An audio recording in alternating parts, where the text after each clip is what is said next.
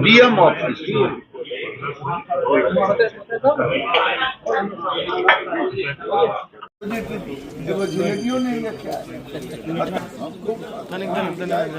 बोले संजीव आज अनशन पर बैठे हैं। ये आधा अधूरा सीवरेज ट्रीटमेंट प्लांट का ये उद्घाटन कर दिया है। सीवरेज एनकाउंटर हुआ है, शासन पर सवाल उठा था, कार्रवाई हुई है। देखिए, मैं तो तीसरा आरोप लगा रहा हूं।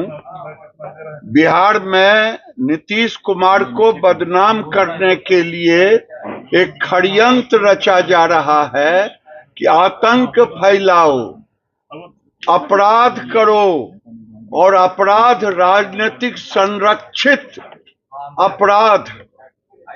ये कुछ लोग साजिश करके नीतीश कुमार को बदनाम करने के लिए कर रहे हैं, जिसका पर्दाफाश भी अब होने वाला है, एक गैंग के थ्रू, राजनीतिक गैंग के थ्रू। ये सोची समझी बिहार के कई कोनों में इस ढंग का उपद्रव करके बिहार सरकार को बदनाम करने की कोशिश कर रहे हैं। और आज उछल उछल के लोग जा रहे थे उसके घर पर, अभी तक नहीं पकड़ाया है। और फिर कल से इन्हीं की आवाज खुलेगी कि अपराधी को की हत्या नहीं बल्कि नागरिक की हत्या हो गई है, ये कहेंगे।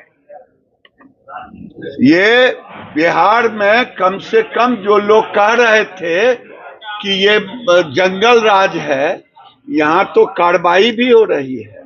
लालू जी के राज में क्या हो रहा है? जो कह रहे थे तेजस्वी यादव उछल उछल करके सीएम हाउस में बैठ करके अपराधियों की पंचायती होती थी, यही तो हो रहा था। और वो नीतीश कुमार को बदनाम करने के लिए उछल उछल के प्रेस कॉन्फ्रेंस, सवाल नंबर 1, सवाल नंबर 2, सवाल पहले अपने आप से पूछें। ये नीतीश कुमार की सरकार है जो अपराधियों पे कार्रवाई करती है, और वो लालू जी की सरकार थी जो अपराधियों को संरक्षित करते थे। आज वो उछल उछल के कह रहे हैं चलनी दूसरे सूप को, जिसमें सहस्त्र छेद अपने। चिराग पासवान ने भी कहा है कि बिहार में विधि व्यवस्था, मैं भी कह रहा हूं कि कोई विधि अपराध होगा, मुख्यमंत्री भी कहते हैं कि अपराध अगर होता है तो उस पर कार्रवाई होगी। अपराध को कोई अच्छा नहीं कह सकता, चाहे गिरिराज बोले, चाहे चिराग जी बोले, चाहे सीएम बोले। कभी सीएम ने कहा है कि अपराध को हम संरक्षित करते हैं? संरक्षित होता था जंगल राज में, लालू जी के राज में। अपराध होता है, उस पर कार्रवाई होती है, कार्रवाई होगी। वोटर लिस्ट को लेकर विपक्ष कल बंद करेंगे, सवाल उठा। मुझे तो लगता है सर्वप्रथम तेजस्वी यादव जी अपने आप को कहते हैं कि मैं समाजवादी हूं, तो ये ढोंग कैसा? अपनी पत्नी का नाम क्यों बदले? अगर थी क्रिश्चियन तो थी, क्या दिक्कत? क्या दिक्कत है? क्रिश्चियन होना कोई गुनाह है? लेकिन नाम बदलने से, इसीलिए मैं कहता हूं तेजस्वी यादव जी की पत्नी का ही वोटर लिस्ट की जांच होनी चाहिए। वो किस तरह से वोटर बनी? क्या वो नागरिकता प्रमाण पत्र के साथ? जो कह रहे हैं कि आधार को नहीं माना जा रहा है, आधार पर लिखा हुआ है, ये नागरिकता का प्रमाणित नहीं करता है। और ये कोई नागरिक होगा वही वोटर होगा। आखिर डर किसको है? क्या घुसपैठिए को भारत का नागरिक होना चाहिए? मैं पूछना चाहता हूं विपक्ष से, क्या रोहिंग्या को होना चाहिए? काहे डर है?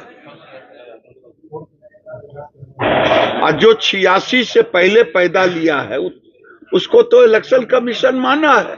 लेकिन 11 से जो दस्तावेज है हाँ। वो कहा जा रहा है जो गरीब है और दलित है तो वो उनके पास नहीं है, जो उनके पास है वो कि जिनके पास नहीं है उसके लिए लोकल अधिकारी को पूरा अधिकार दिया गया है। इलेक्शन कमीशन के संविधान के तहत आप नागरिक कोई भी जाता है आवासीय प्रमाण पत्र लेने के लिए, हमारे पास तो रोज आते हैं पीएम का मदद लेने के लिए। आवासीय प्रमाण पत्र हो गया, गरीबी का हो गया, आय प्रमाण पत्र हो गया, दुनिया भर का है। काने का मन भेल तो आंख में गड़ल खुट्टी। ये लोग चाहते हैं अवैध लोगों को मतदान करवाना, इसीलिए आज राहुल गांधी चिल्लावे या तेजस्वी चिल्लावे, ये काम तो बहुत पहले होना चाहिए था। चुनाव आयोग को इस बिहार में हर 10 साल पर करनी चाहिए। मोदी ने कहा है कि भारतीय नागरिक को बंधक बना के रखा गया है और यहाँ पाकिस्तान और रोहिंग्या की नजर से देखा। भारतीय मुसलमान दुनिया में सबसे ज्यादा सुरक्षित है, लेकिन जो घुसपैठिए हैं उनको जो लोग संरक्षित करने का काम कर रहे हैं वो देश के लिए गद्दारी कर रहे हैं।